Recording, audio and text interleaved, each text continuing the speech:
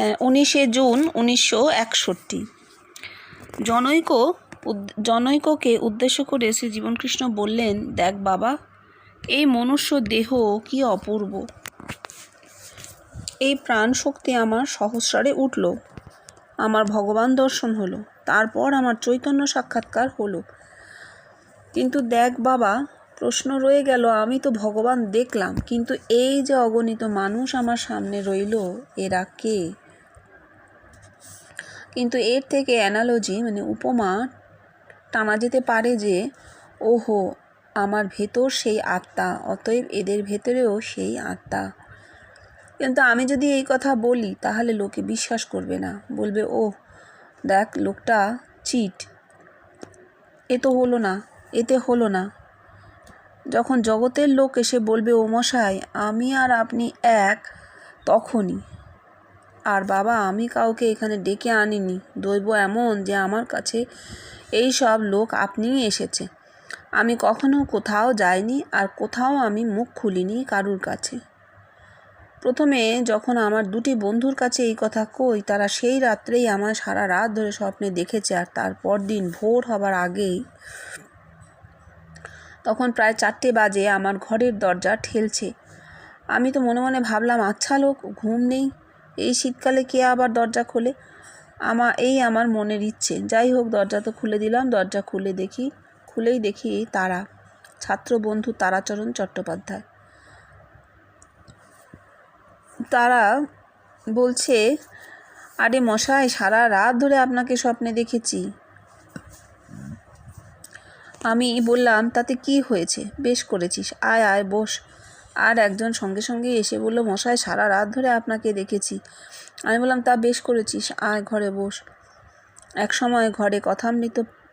আচ্ছা, এই পর্যন্ত এইটুকু বলি যে উনি বলছেন এই কথাগুলো, বলছেন আমি যদি এই কথা বলি লোকে বিশ্বাস করবে না, বলবে দেখ লোকটা চিট। কেন বলছেন এই কথা? ধর্মজগতের ইতিহাস বলে দিচ্ছে। এতকাল যারা ঈশ্বরের কথা বলেছে, মানুষ তাদের কাছে ঈশ্বরকে চেয়েছে। তোমার কাছে যদি কোনো সম্পদ থাকে, তোমাকে তা দেখাতে হবে জগৎকে যে হ্যাঁ, এটা আছে। কিন্তু যারা বলেছেন সেই আচার্যরা ঈশ্বরকে দেখাতে পারে। কেউ বলছেন হেভেনে আছেন, কেউ বলছেন আমার মধ্যে আছেন, তোমার মধ্যেও আছেন, তুমি আর আমি এক, ঈশ্বর এক বলছেন। কেউ বলছেন মাইরি বলছি ঈশ্বরকে দেখেছি, এই যেমন তোকে দেখছি। চৈতন্যদেব বলছেন হ্যাঁ, কৃষ্ণকে দেখতে পাওয়া যায়। কৃষ্ণ তোমার, তুমি চাও, তুমি প্রার্থনা করো ঈশ্বরকে, হরিকে বলো, হরিকে দেখা দেবে। কিন্তু নিজেকেও দায়িত্ব নিচ্ছেন না দেখিয়ে দেওয়ার। বলছেন আচ্ছা, মুশকিল তো, মাখন তুলে মুখের কাছে ধরো। তা তো বটেই, মাখন তুলে মুখের কাছে তো ধরতেই হবে, কারণ তুমি মাখন তুলেছো, তুমি জানো মাখন ওঠে, সে মাখন তুমি খেয়েছো, তুলেছো, খেয়েছো। আর যাদের বলছো তারা মাখন কখনো চোখে দেখেনি, মাখন কি জিনিস তারা জানে না, আস্বাদন পাওয়া দূরের কথা। তো তারা যদি তোমার আনন্দ দেখে বলে তুমি এত আনন্দ পেয়েছো, তাহলে আমাদেরও মাখন খাওয়াও। তখন তুমি যদি তা খাওয়াতে না পারো, তাহলে লোকে তোমাকে স্বার্থপর মনে করবে এই একা ঘরের কোণে বসে বসে খাবে, কাউকে দেবে না। আর তার রিয়াকশন জগতে খুব নিষ্ঠুর হয়। সবাই হাতে করে মেরে ফেলে না, ঠাকুরকে কেউ হাতে করে মেরে ফেলেনি, কিন্তু কি হয়েছে, পরে পরে ঠাকুরের সম্পর্কে ভীষণ খারাপ খারাপ কথা বলা হয়েছে, সমালোচনার শেষ নেই ঠাকুরের। এটাও তো একটা কষ্টের কথা। অথচ আমরা জানি তিনি মাখন খেয়েছিলেন, আমরা জানি। এইটাই হচ্ছে ব্যাপার। ধর্মজগতের আচার্যরা এতদিন পর্যন্ত কিছু দিতে পারেননি। কিছু দিতে না পারলে তার পরিবর্তে এই কথাগুলো শুনতে হয়। আর জীবনকৃষ্ণের কি হলো, তাকে কিছু দেবার জন্য চেষ্টাই করতে হয়নি, কারণ তার তো অভাবমুখ চৈতন্য। তার কি হচ্ছে তিনি নিজেই জানেন না, তার মধ্যে থেকে কি হচ্ছে সেটাও তিনি জানেন না। তারা আর ফটিক ঘরে থাকতো, খুব কাছের লোক, তারা তাদেরকে বলেছিলেন, খালি কথামৃতের কথার কিছু ব্যাখ্যা দিয়েছিলেন মাত্র। ফলস্বরূপ সারা রাত তারা স্বপ্ন দেখেছে এবং এসে সেই কথা জানাচ্ছে। তার অর্থ তিনি তারও 40 বছর পরে করছেন। 1961 সালে তিনি সেই স্বপ্নের অর্থ বলছেন, যে দেখ হ্যাঁ দেখ, ওদের বলেছিলাম আর ওরা আমাকে স্বপ্নে দেখেছিল। তখন কিন্তু উনি বোঝেননি কি হয়েছে না কি হয়েছে। 40 বছর পরে বলছেন, ও আচ্ছা, দৈব এমন, আমি কিন্তু কিচ্ছু করিনি, কোথাও যাইনি, কাউকে ঈশ্বর কথা বলতে যাইনি, লোকে নিজের থেকে এসে আমাকে বলেছে, হ্যাঁ দেখুন আপনাকে স্বপ্নে দেখলাম, আপনি আমাকে এই এই বললেন। অর্থাৎ ধর্মকথা, এর অর্থটা তাহলে কি দাঁড়ালো? ধর্মকথা মুখে এইভাবে জেগে জেগে জাগ্রত অবস্থায় কাউকে বলা যায় না, দেহগুলো সব আলাদা। ধর্মকথা শুধু স্বপ্নেই হয়, স্বপ্ন চৈতন্য ছাড়া ধর্মকথা আর কোথাও হয় না, হওয়া সম্ভব না।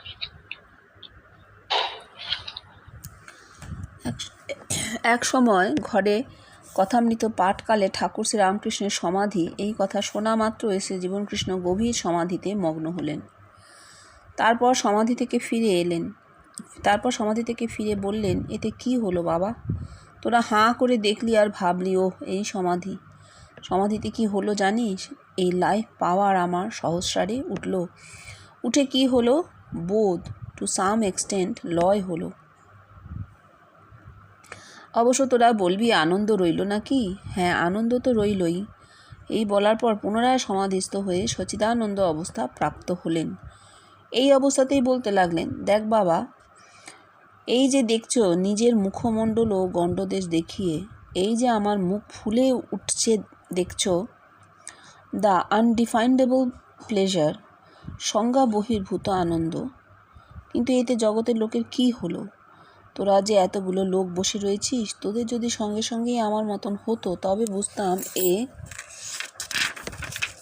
সত্যি। এই জন্যই তো এইসব আমি গ্রহণ করি না। আর দেখ বাবা, এই হচ্ছে বেষ্টি। যদি আপনা হতে হলো তবেই, তাছাড়া কোনো উপায় নেই। সাধন, ভজন, জপ, তপ কিছুতেই কিছু উপায় নেই। যদি আপনা হতে এই সব হলো তো হলো তবেই, আর কারই বা হয়, আর কারই বা হচ্ছে? আমার দেহে সব আপনা হতে হয়েছে। আমি জপ, তন্ত্র, মন্ত্র কিছুই জানি না। ঠাকুর কাঁদছেন, মুখ ঘষড়াচ্ছেন আর বলছেন, মা তুই রামপ্রসাদকে দেখা দিলি, আমায় দেখা দিবি নে? এই দেখ, কেউ বলছে আহা ওর মা মরে গেছে, কেউ বলছে আহা ওর শুল বেদনা হয়েছে তাই কাঁদছে।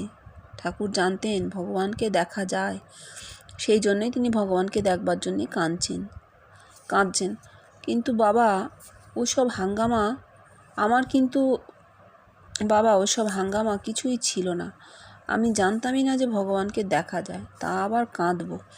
আমি খেয়ে দিয়ে চিত হয়ে এই বিছানায় পড়ে থাকতাম। আর ওই যে বিছানা দেখছো বাবা, নিজ খাটের বিছানা দেখিয়ে, ওই বিছানাতেই আমার সব হয়েছে। না, ওই বিছানায় আমার ভগবান দর্শন হয়নি, সে অন্য বিছানায় হয়েছিল। এইটা বলি, এই যে বলছেন গভীর সমাধিতে মগ্ন হলেন জীবনকৃষ্ণ শোনা মাত্র, বলছেন এই হলো আমার হলো, তোদের কি হলো? তোরা হাঁ করে দেখলি আর ভাবলি ও এই সমাধি। তাই এই দেখে আর ভেবে কি সমাধির আস্বাদন পাওয়া যায়? যায় না। কারণ আমাদের তো বাড়িতে সবার ঠাকুরের একটা করে সমাধির ছবি আছে, সেই ছবির দিকে তাকিয়ে আমরা কি বুঝতে পারি যে এটা কি? যে জিনিস দেহে না হবে সেটা কি অনুভব করা যায়? ওই দেখা মাত্র সার। তাই বলছেন কি হবে এতে? এবার বলছেন কি হলো জানিস? আমার প্রাণ শক্তি সহস্রারে উঠে বোধ টু সাম এক্সটেন্ট লয় হলো। পুরোপুরি বোধের লয় হচ্ছে না, কিন্তু টু সাম এক্সটেন্ট খানিকটা বোধের লয় হলো। এই হলো। তারপর আনন্দ, হ্যাঁ সেও আছে, সচ্চিদানন্দ অবস্থা হচ্ছে, নিজের মুখ গাল দেখিয়ে দেখাচ্ছেন। আর বলছেন আনডিফাইনেবল প্লেজার, মানে এখানে সংজ্ঞা বহির্ভূত কথাটা না দিলেই ভালো। আনডিফাইনেবল মানে যাকে ডিফাইন করা যাচ্ছে না, ব্যক্ত করা যায় না, এমন আনন্দ মুখে বলে বোঝানো যাবে না। আনন্দ আমার হচ্ছে, ভেতরে হচ্ছে, মুখ ফুলে উঠছে, গাল কিলবিল করছে, সব ঠিক, কিন্তু আমি তোদের বোঝাতে পারবো না যে এটাতে কি আনন্দ হচ্ছে। তাহলে জগতের লোকের কি হলো? কিছুই হলো না। এতগুলো লোক বসে আছিস, খালি দেখছিস। তোরা যদি দেখতে দেখতে আমার অবস্থাটা পেয়ে যেতিস তাহলে বুঝতাম যে হ্যাঁ এটা সবার জন্য, তা নয়। তাহলে কি হচ্ছে, উনি কিন্তু সমাধিকে ডিসকার্ড করে দিলেন। এই সমাধির পারে যা ঠাকুর বলেছিলেন, সমাধিকে উনি ডিসকার্ড করলেন, যেটা একজনের হচ্ছে ওটা কিছু না, ওটা ধর্ম নয়, কারই বা হচ্ছে না। আর বলছেন দেখ আমার দেহে সব আপনা থেকে হয়েছে, আমি জপ তপ মন্ত্রতন্ত্র কিছুই জানি না। এটা বলার সঙ্গে সঙ্গে পূর্ববর্তী ধর্ম উচ্ছেদ করে দিলেন। পূর্ববর্তী ধর্ম আমরা জানি, জপ তপ মন্ত্র সাধনা ধ্যান মুক্ত সুখে সব করতে হবে, সব করতে হবে, অনেক করে একটু অনুভূতি হলো, সব উচ্ছেদ করে দিলেন যখন বলছেন আমি এসব কিছু জানি না। তার মানে কি এগুলো জানার দরকার নেই, এটা কন্ডিশনই নয়, এটা জানলে তবে ধর্ম হবে তা নয়, এটা কন্ডিশনই নয়, দরকার নেই। বলছেন ঠাকুর কিন্তু কেঁদেছেন, মুখ ঘষড়েছেন, আর বলেছেন মা তুই রামপ্রসাদকে দেখা দিয়েছিস, আমায় দেখা দিবি না। তার মানে ঠাকুর ওই পুরনো শাস্ত্রীয় যে সমস্ত ধর্ম সেগুলোকে বিশ্বাস করেছেন, তাতে বিশ্বাস রেখেছেন। বেষ্টির সাধনে ঠাকুরের বিশ্বাস ছিল, তাই তিনি কাঁদছেন না, মুখ ঘষাচ্ছেন, রামপ্রসাদ দেখতে পেয়েছে, আমাকে দেখাতে। পাস্ট রেফারেন্স টানছেন। পাস্ট রেফারেন্স কখন টানা হয়? যখন কোনো ব্যক্তি সেই বিষয়ে পণ্ডিত হয়, সে পাস্ট রেফারেন্স টানে, যে অমুক সময় অমুকটা হয়েছিল, তাহলে এখন কি হচ্ছে। আর জীবন কৃষ্ণের কোনো শাস্ত্র পাণ্ডিত্য কিছু ছিল না এই ব্যাপারে, যে সাধন ব্যাপারে তিনি কিছুই জানতেন না, তাই তার কাছে কোনো পাস্ট রেফারেন্স ছিল না যে অমুক দেখেছে আমাকে দেখতে হবে, না, তিনি জানতেনই না, তিনি ঠাকুরকেও চিনতেন না। যা হয়েছে নিজে নিজে হয়েছে, তাকে যেন কেউ আঙুল দিয়ে দেখিয়ে দিয়েছে, এই দেখ এই দেখ এটা এরকম ওটা ওরকম, এইভাবে হয়েছে তার। এটা তো খুব অদ্ভুত। বলছেন চিত হয়ে বিছানায় শুয়ে থাকতাম, আর যা দেখতাম, যা হতো দেখে যেতাম। তাহলে বিছানাতে শুয়ে শুয়ে সব হয়েছে, চিত হয়ে শোয়ার কথাটা বারবার বলছেন, মানে অ্যাকশনলেস শরীর, শরীরে এতটুকু অ্যাকশন নেই। উনি বলছেন না আমি আমার লিটল ফিঙ্গারটাও তুলবো না, এইটুকু অ্যাকশনও শরীরে থাকলে মাইনাস হয়, যোগে সেটা মাইনাস। কত বড় কথা।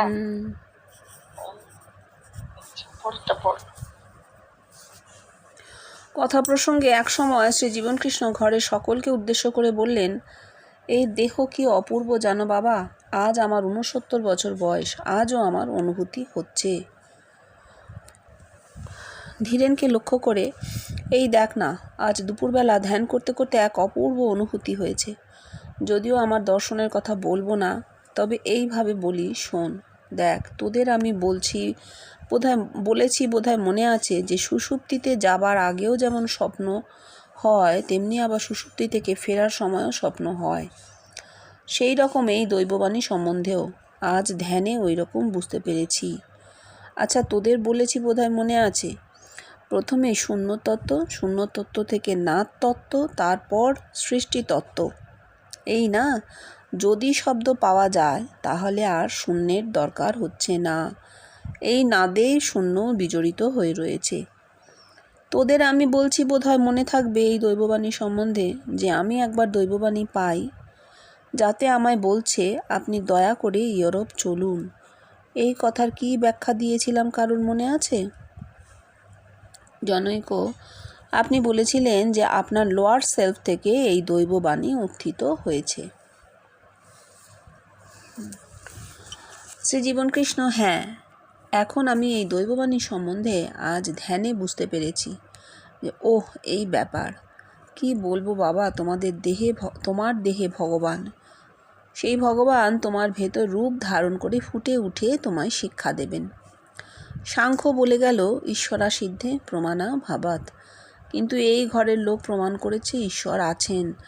নাস্তিক জগৎকে এই ঘরের লোক আস্তিকত্ব দান করেছে। আমি ঈশ্বর বলতে আর কিছু ধরব না, সেই ঋষি বাক্য স এক সদা জননং হৃদয়ে সন্নিবিষ্ট, এই একত্বই ঈশ্বরত্ব, আর কিছু নয়। ওরা ঈশ্বর লাভ করে বলে গেছে, কিন্তু ঈশ্বর লাভ যে কি তা বলতে পারেনি। বলছেন 69 বছর বয়স, ওনার একটু নিজের বয়স বাড়িয়ে বলা অভ্যেস ছিল। তখন ওনার 68 বছর বয়স, 68 পূর্ণ হয়েছে সব। যাই হোক, আসলে সব জিনিসই তো ওনার কাছে বর্ধিত হয়েছে, বৃদ্ধি পেয়েছে। তিনি কোনো জিনিস ক্ষুদ্র করে দেখতেই পারতেন না, এভাবেই ভাববো। তো অনুভূতিতে বলছেন যে দুপুরবেলা ধ্যান করতে করতে তার একটা দর্শন হয়েছে। হ্যাঁ, দর্শনের কথাটা তিনি বলছেন আমি বলবো না, ঠিক আছে, ভালো বললেন না, কিন্তু বলছেন যে স্বপ্নের কথা সুষুপ্তিতে যাবার আগে স্বপ্ন হয়, আবার সুষুপ্তি থেকে ফেরার সময়ও স্বপ্ন হয়, এবং সুষুপ্তি থেকে ফেরার সময় যে স্বপ্ন হয় সেই স্বপ্নকেই উনি গুরুত্ব দিয়েছেন। সুষুপ্তিতে যাবার সময় যে স্বপ্ন হয় তাতে কিন্তু জাগ্রত অবস্থা খানিকটা মিশে থাকে, আর সুষুপ্তি থেকে নামবার সময় যে স্বপ্ন হয় তাতে কিন্তু জাগ্রত অবস্থার কোনো লেশ মাত্র থাকে না। তাই জন্য বলে ভোরের স্বপ্ন সত্যি হয়, আগেকার দিনে এরকম কথা ছিল। কেন? ওই সুষুপ্তি গভীর নিদ্রা থেকে জাগা হচ্ছে। এবার উনি বলছেন দৈববাণী ব্যাপারটাও সেই রকম, আগমেও হয় আবার নিগমেও হয়। এখানে একটা বড় ঝামেলা হয়ে গেল। আগমে মানে ধ্যানে বসেছেন, কেউ ধ্যানে বসেছেন বা ঘুমিয়ে পড়েছেন, ধীরে ধীরে জাগ্রত থেকে সুষুপ্তিতে যাচ্ছেন, সেই অবস্থায় দৈববাণী আগম। আবার সুষুপ্তি থেকে নামছেন, তখন দৈববাণী হচ্ছে নিগম। এবং এখানে বেদের নিগমের কথা বলা হয়েছে, যখন বলা হচ্ছে যে শূন্য তত্ত্ব থেকে, এটা বেদের নিগম, আবার দেহে নামবে শূন্য তত্ত্ব থেকে নাদ তত্ত্ব, নাদ তত্ত্ব থেকে সৃষ্টি তত্ত্ব, সৃষ্টি তত্ত্ব থেকে অবতার তত্ত্ব, আদ্যা শক্তি তত্ত্ব, এই পরপর বলা আছে। সেইটা উনি বলছেন শূন্য তত্ত্ব থেকে নাদ তত্ত্ব, তারপর সৃষ্টি তত্ত্ব, এই না, এটা উনি কিসে নিচ্ছেন? দৈববাণীতে নিচ্ছেন। শূন্য তত্ত্ব মানে কি আছে বলা যায় না, নির্গুণ। সেই নির্গুণ থেকে ভাইব্রেশন, কম্পন, বাণীর সৃষ্টি হচ্ছে, নাদ হচ্ছে, নাদ, তারপর সৃষ্টি তত্ত্ব, অর্থাৎ চোখে দেখা যাচ্ছে বা কানে শোনা যাচ্ছে। এইবার উনি বলছেন যদি শব্দ পাওয়া যায় তাহলে তার শূন্যের দরকার হচ্ছে না, কারণ শূন্যের মধ্যে, শব্দের মধ্যে শূন্য বিজড়িত অবস্থায়, তাই তো নির্গুণ থেকে নেমেছে, তাহলে নির্গুণ আছে, সেখান থেকে শব্দটা আসছে। এত সূক্ষ্ম করে সেই চিমটে করে তুলে তুলে, সন্না করে তুলে তুলে একটা একটা তন্তু দেখাবার মতন করে উনি বলছেন যে দৈববাণী কিভাবে হয় এবং নিগমের দৈববাণী কি জিনিস। সুষুপ্তি থেকে নামবার সময় দৈববাণী হচ্ছে, তার মধ্যে নির্গুণ মিশে আছে। কেন? সুষুপ্তির ওপরের স্টেজটা তুরীয়, তুরীয় থেকে সুষুপ্তি, সুষুপ্তি থেকে দৈববাণী উঠছে, এর মধ্যে নির্গুণ মিশে আছে, ওই নাদের মধ্যে শূন্য তত্ত্ব মিশে আছে। বলছেন আমি বলেছিলাম তোদের দৈববাণী, আপনি দয়া করে ইউরোপে চলুন। হ্যাঁ, জীবত্ব বলছে, লোয়ার সেলফ আপার সেলফকে বলছে। কেন? আপার সেলফই তখন ক্রিয়াশীল, লোয়ার সেলফের আর ক্রিয়া নেই, সে ক্রিয়াহীন, তার কোনো ক্ষমতা নেই। তাই জন্য আপার সেলফকে সে অনুরোধ করছে আপনি দয়া করে ইউরোপে চলুন। উনি জাননি, সে তো আমরা জানি সবাই। এইবার বলছেন দৈববাণী ব্যাপারটা ধ্যানে বুঝতে পেরেছি। কতদিন গেছে, গভীর ধ্যান হয়েছে, সেই গভীর ধ্যানে ব্রেনে ঠিক ঠিক অর্থটা ফুটে গেছে। আর বলছেন কি বলবো বাবা, তোমার দেহে ভগবান। এই যে একা থাকলে দেহে ভগবান, ভাবতে হবে, বারবার ভাবতে হবে, একা আমি কি, কেউ নেই, আমি একা বসে আছি, আমি আছি ভাবলে তো ভুল হবে তখন, কারণ আমার ক্ষুদ্র সত্তাটা ক্রিয়াশীল। আমার ভেতরে যে ভগবত সত্তা ক্রিয়াশীল হবে কখন? যখন আমি ভাববো ভেতরে ভগবান আছে। সেই ভগবান ভেতরে রূপ ধারণ করে শিক্ষা দিচ্ছেন। বলছেন জগতের লোককে আস্তিকত্ব দান করেছে এই জগৎ, এই ঘরের লোক। সত্যি তারা দেখেছে, তারা জানিয়েছে, আপনাকে ভেতরে দেখেছে, আপনি ভগবান, আপনি ঈশ্বর, আপনি ব্রহ্ম, এত শাস্ত্র বাক্য তারা জানে না, কিন্তু তারা যে দেখছে সে কথা তারা বলেছে জগৎ। আমার ভেতরে আমি ছাড়াও আর একজন কেউ আছে, তাকে আমি দেখেছি, আর সেই রূপটা আপনার রূপ, এটা তো বলেছে। আমার ভেতরে আমি ছাড়া আর একজন কে থাকে? ভগবান, সদা জনানাং হৃদয় সন্নিবিষ্ট। আর যখন বলছেন একত্ব ঈশ্বরত্ব আর কিছু নয়, তখন যে কি বলছেন, মানে এর অর্থ আর কে কি করবে আমি জানি না। তখন কিন্তু আর কোনো মানুষের কথা বলছেন না, তখন অনাদি অনন্ত এই জগতের কথা বলছেন, যে জগৎ বাইরে বহু হয়ে বিস্তৃত অনন্তে মিশে আছে, সেই জগৎ আত্মিকে বিন্দু মাত্র এক। আমরা মানুষের রূপ দেখেছি, উনি বলেছেন ওকে আমরা আত্মার চেয়েও বেশি প্রিয় মনে করি, কিন্তু ঈশ্বরত্ব প্রকৃতপক্ষে কোনো মানুষ নয়, ঈশ্বরত্ব হচ্ছে চেতনা, ঈশ্বর চেতনা, কনসিয়াসনেস। ঠিক আছে, আজ এই অবধি থাক তাহলে। ঠিক আছে।